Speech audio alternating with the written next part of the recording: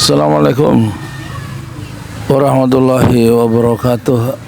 Saya Yudi Pramuko, tukang bubur ayam dari Parung YouTuber tertua di semesta.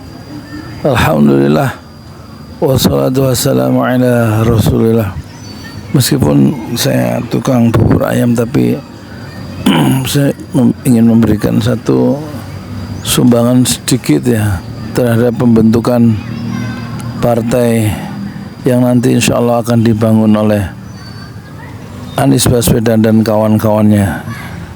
Anies sendiri bilang dalam catatan Anies yang saya lihat di di Anies Baswedan di akunnya, dan sudah saya berikan respon selama 44 menit dari video yang hanya 14 menit ya.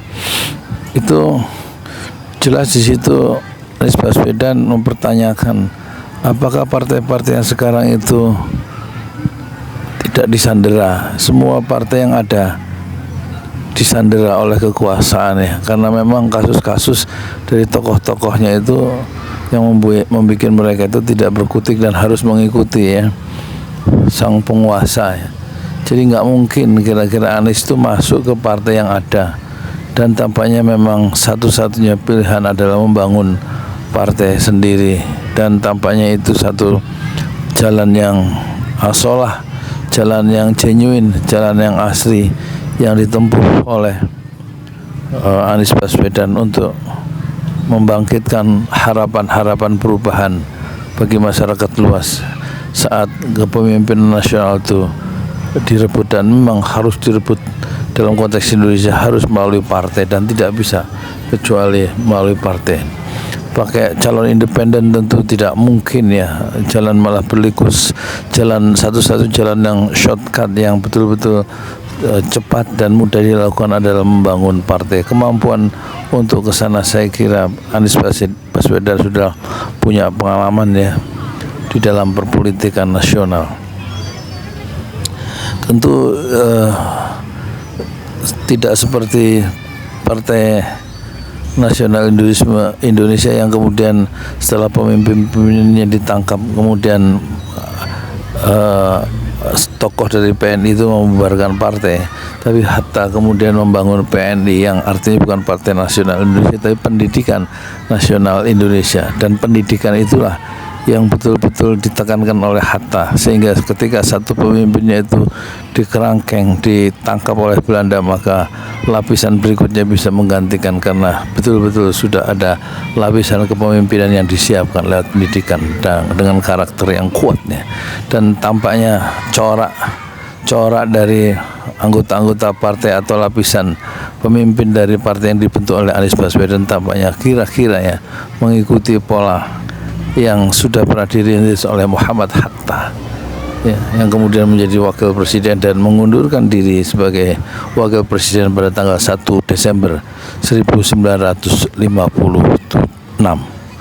Dan moga-moga partai yang didirikan oleh Anies Baswedan dan kawan-kawannya tidak mengulangi ya kekeliruan-kekeliruan yang dilakukan oleh pemimpin partai politik kita yang semuanya ketua-ketua umumnya itu betul-betul tidak demokratis, karena yang kemarin terpilih Prabowo terpilih lagi secara aklamasi tanpa ada pertarungan yang sengit di dalam internal partai. Begitu juga Megawati bertahun-tahun ya menjadi ketua umum partai tanpa memberikan kesempatan kepada anggota yang lain. Harusnya dibatasi bahwa kepemimpinan partai politik itu mungkin paling lama 2 periode, tidak sampai seperti Muhammad Iskandar sampai menjadi ketua umum partai itu sampai hampir 1/4 abad. Begitu juga Partai Demokrat, itu betul-betul yang menguasai Partai Demokrat adalah Bambang Susilo Yudhoyono sebagai majelis tinggi, karena memang didesain untuk menguasai partai itu,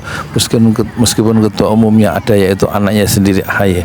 Begitu juga Golkar ya. Golkar itu mungkin agak demokratis ya dibandingkan PDIP, dibandingkan Nasdem yang dikuasai oleh Surya Paloh, yang apalagi dibandingkan dengan PAN ya. Tampaknya kepemimpinan atau corak dari partai yang didirikan Anies Baswedan adalah betul-betul merambah jalan baru atau meniti atau mengguriskan sejarah politik Indonesia modern yang baru, yang betul-betul lapisan kepemimpinan atau terjadi sirkulasi kepemimpinan yang demokratis tanpa harus mendewakan Anies Baswedan, tanpa harus menjadikan Anies Baswedan satu-satunya tokoh suci yang hanya bisa memimpin kita semua tanpa ada penggantinya. Sirkulasi kepemimpinan itu haruslah dimungkinkan atau harus dibatasi sejak awal. Jangan sampai partai yang akan didirikan oleh Anies Baswedan itu akan mengikuti pola dari PDIP, pola dari Golkar yang begitu mudah anggota-anggotanya atau pemilih suara dari Munas Golkar itu memilih Bahlil dengan cara aklamasi tanpa perlawanan atau tanpa memberikan kesempatan kepada orang-orang yang ingin menjadi ketua partai Golkar kecuali Bahlil Lahadalia. Jadi tampaknya aklamasi haruslah ditiadakan, jangan sampai aklamasi menjadi corak partai baru pimpinan Anies Baswedan yang katanya disebut sebagai partai perubahan. Perubahan yang total yang mendasar haruslah menghargai perbedaan pendapat. Bukan hanya perbedaan pendapat civil society dan penguasa, tapi perbedaan pendapat di kalangan civil society, terutama di dalam mengelola partai yang baru. Hendaklah dimungkinkan tumbuhnya satu perbedaan pendapat yang tumbuh kaum oposisi, faksi-faksi yang berbeda dengan faksi yang mainstream itu harus ditumbuhkan untuk menjaga agar partai itu tetap sehat. Jadi kesehatan partai itu dimungkinkan bila ada bibit-bibit perlawanan yang betul-betul tumbuh secara menguat dan kemudian menggulingkan kepemimpinan yang lama, karena memang ide-ide dari pemimpin yang baru itu lebih argumentatif, lebih kuat dibandingkan gagasan-gagasan dari pemimpin lama yang cenderung tidak mampu merumuskan tantangan zaman yang berbeda yang baru. Oleh karena itu kita tentu mengharapkan Anies Baswedan tidak mengulangi dan tidak menjadi pemimpin partai yang begitu lama seperti Megawati, seperti Zulhas, seperti pemimpin-pemimpin yang lahirkan aklamasi seperti Bahlil, seperti juga nanti corak seperti AHY yang tidak bisa mandiri karena dipengaruhi oleh bayang-bayang SBY, dan juga jangan sampai pola kepemimpinan itu seperti PKS yang betul-betul dikendalikan oleh semacam satu majelis syuro yang tertinggi dan tidak memungkinkan lahir satu perlawanan ide yang betul-betul bebas, sehingga anak-anak muda di PKS kemudian terpaksa dan menempuh jalannya sendiri dengan memimpin atau membangun Partai Gelora. Padahal Anies Mata yang menjadi ketua umum Partai Gelora adalah orang yang penting dalam pertumbuhan PK dan juga PKS, Partai Keadilan dan Partai Keadilan Sejahtera. Dia sebagai sekjen berkali-kali, tapi tampaknya suara-suara yang lebih mengglobal, pikiran-pikiran yang lebih memiliki breakthrough, terobosan itu tidak mendapatkan tempat di kalangan para sesepuh, para kiai atau para ustadz yang tergabung dalam majelis syuro.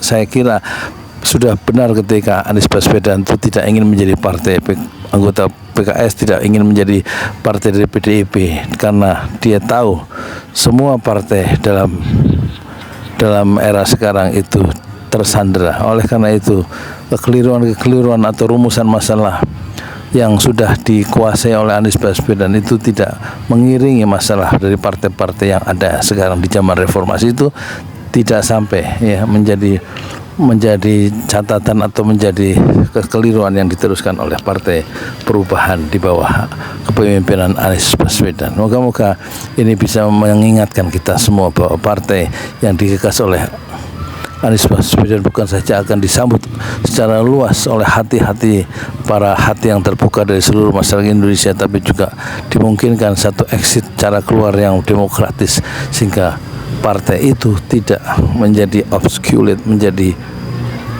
fosil sebelum dia memberikan kontribusi yang optimal bagi perjalanan bangsanya sendiri, Indonesia kita yang kita cintai bersama.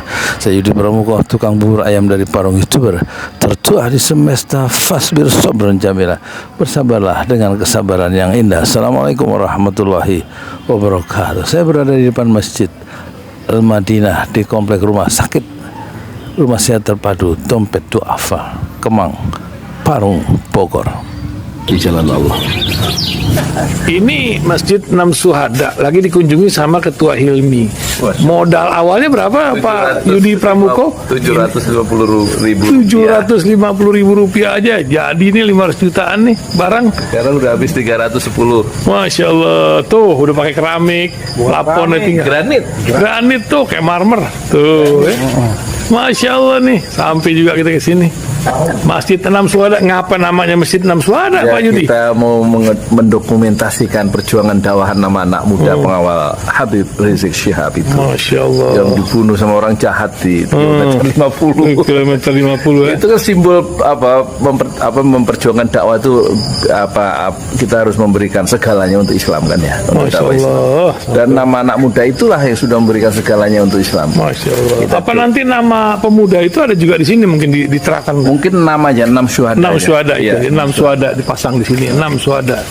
Bipali, apa yang dikomentarin dari ini semua, Bipali? Masya Allah, luar biasa. Dari uang 700.000, kalau pengen ternyata bisa. Bisa. Allah kirim. Tuh, bisa. Ya, Masya. dengan masuk satu gang kecil, tapi Bapak ini luar biasa. Kecil tuh. Oh, Masya Allah ya. Satu call aja. Masya Allah, perjuangan Pak Yudi Pramuko, YouTuber sejagat paling tua. Tertua di semesta. Tertua di semesta. Masya Allah.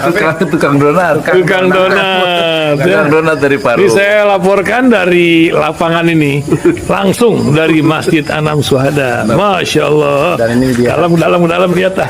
Tuh lihat tuh masjidnya. Tuh imamnya di situ tuh. Malam-malam lagi kita. Masya Allah. Masih kurang nih.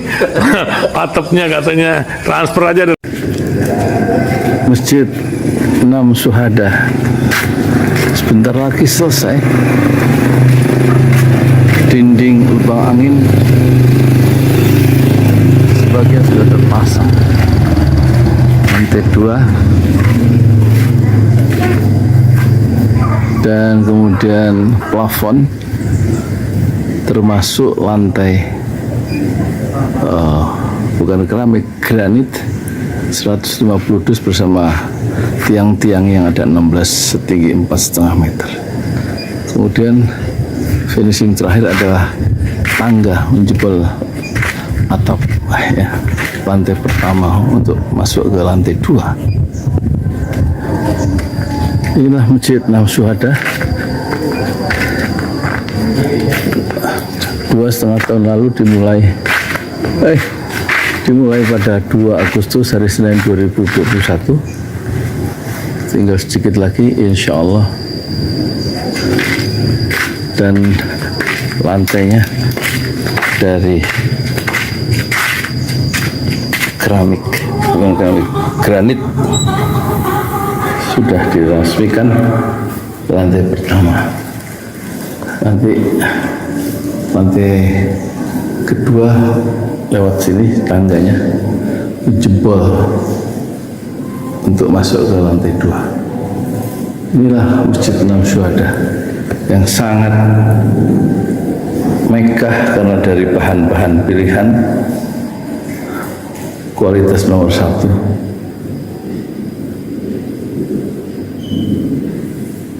Tinggal sekitar 80 juta lagi finishing lantai atas selesai, insya Allah.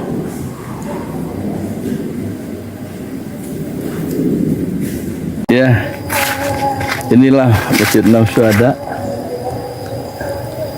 yang sangat bersejarah ya